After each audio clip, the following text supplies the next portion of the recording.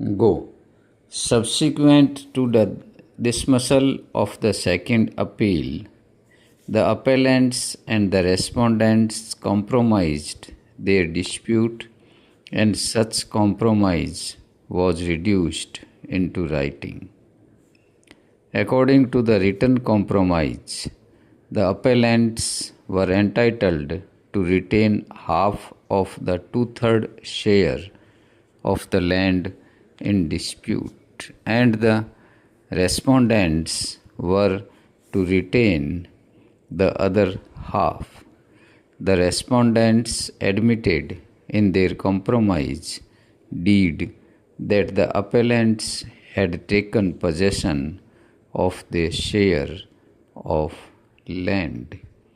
When this compromise was presented before the division bench of the High Court of Punjab and Haryana in letters patent appeal, which came to be registered, the division bench of the High Court disposed of the said letters patent appeal in terms of the said compromise petition, leaving aside the other facts in the present case.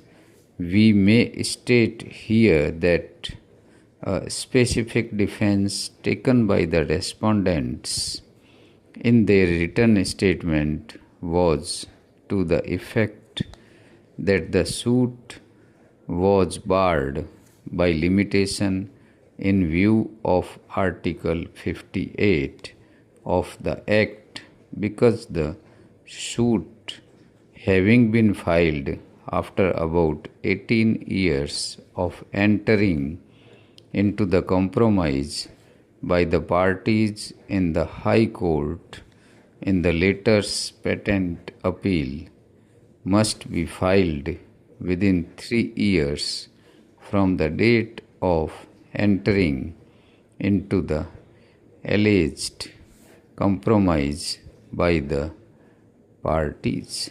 Accordingly, the respondents alleged that the suit must be dismissed on the ground of limitation. We make it clear that since the only question involved in this appeal is relating to the question of limitation, we have not considered the other aspects of the matter in this judgment after the parties had entered appearance and laid evidence in support of their respective cases also on the point of limitation. The trial court held inter alia that the suit was barred by limitation in view of Article 58 of the Act, as the cause of action arose in 1972.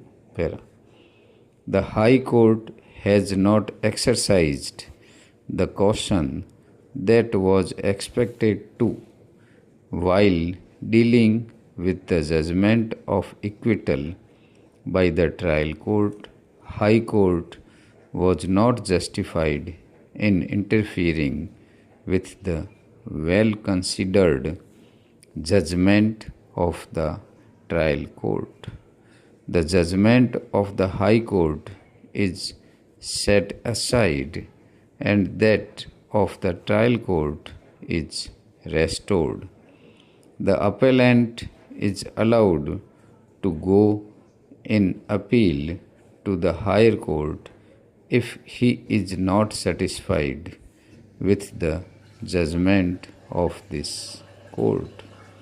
Leave is granted to pursue the matter in any court for final decision.